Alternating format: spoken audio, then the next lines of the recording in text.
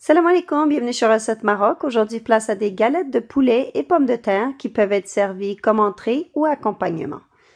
Cela se prépare rapidement avec quelques ingrédients et ensuite frit à l'huile.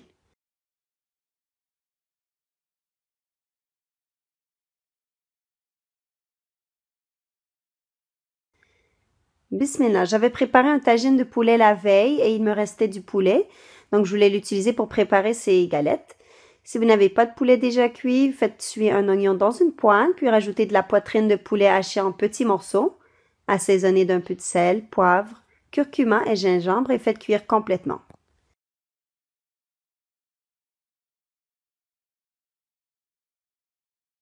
Dans une grande casserole, faites bouillir les pommes de terre coupées en petits cubes. Je n'ai pas mis beaucoup d'eau car j'ai laissé l'eau de la casserole pour rendre les pommes de terre plus humides et non sèches après cuisson.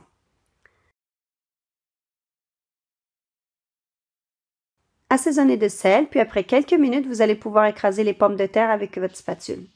Ce n'est pas grave si vous n'arrivez pas à écraser complètement les pommes de terre. Rajoutez-les au poulet émietté. Vous pouvez aussi rajouter des olives hachées si vous voulez, mais cela reste facultatif. Le lien de la recette écrite se trouvera aussi en barre d'infos, donc n'oubliez pas aussi d'aimer la recette et de la partager avec vos amis.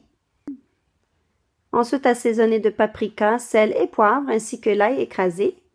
Commencez à mélanger et ensuite rajoutez les jaunes d'œufs.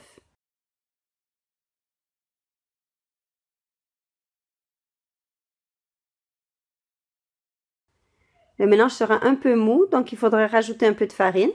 Si vous avez de la semoule fine, vous pourrez faire moitié farine, moitié semoule. Faites chauffer de l'huile végétale dans une poêle et préparez-vous un bol de farine et un autre de chapelure. J'ai préparé la chapelure maison en faisant griller du pain au four, puis je l'ai passé au robot pour le rendre en poudre. Prenez une petite poignée du mélange, il sera mou, donc vous pourrez fariner légèrement votre main. Enrobez de farine et ensuite de chapelure. Écrasez-le un peu pour ressembler à des galettes. Et faites frire à l'huile végétale chaude jusqu'à bien dorer et déposez sur du papier absorbant pour absorber l'excédent d'huile.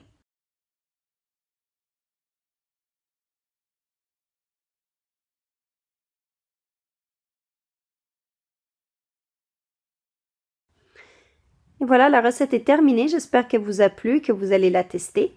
N'oubliez pas de vous abonner à la chaîne pour rester informé de toutes nouvelles recettes publiées. Et je vous dis à très bientôt, Inch'Allah, avec une nouvelle recette.